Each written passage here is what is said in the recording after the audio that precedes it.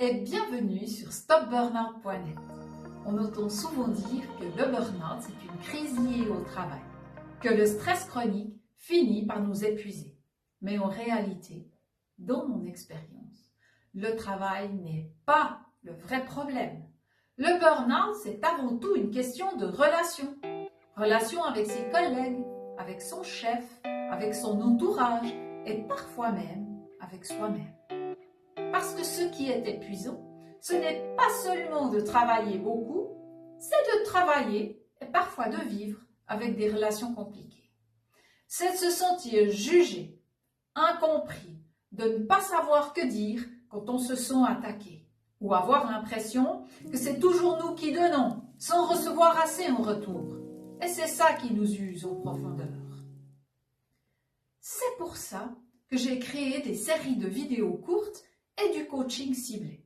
Le but, explorer ensemble les facteurs de burn-out dans les relations et surtout apprendre à les transformer en résultats positifs. La première série est déjà en ligne, elle s'appelle « Réussir une conversation délicate ». Pourquoi commencer par là? Parce que souvent, les conversations délicates commencent de façon anodine. Une remarque balancée sans réfléchir qui devient source de conflit.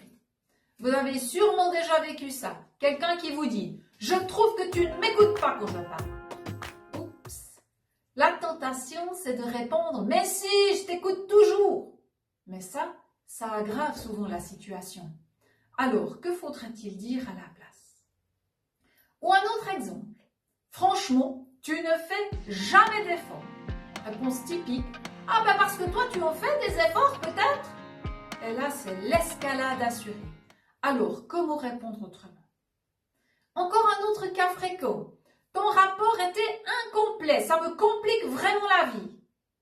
Et on répond, oh, mais ce n'est pas si grave, tu exagères. Bip, mauvaise réponse. Résultat, ça envenime encore plus le problème. Alors, qu'est-ce qu'on pourrait dire plutôt? Ou encore une autre situation. On ne peut jamais compter sur toi. Et la réplique maladroite. Tu exagères complètement. Là encore, la relation se tend encore plus. Alors, comment réagir différemment? Et un dernier exemple, tu critiques souvent mon travail devant les autres. Et la réponse qui tue le dialogue. Ah ben, si tu faisais mieux ton travail, j'aurais pas besoin de te critiquer. Ça, c'est le meilleur moyen de casser la relation. Alors, que faudrait-il dire à la place? Eh bien, c'est justement ce que vous allez découvrir dans cette série sur les conversations délicates. Comment garder votre calme, comment répondre sans vous sentir attaqué et comment sortir plus fort d'une conversation difficile.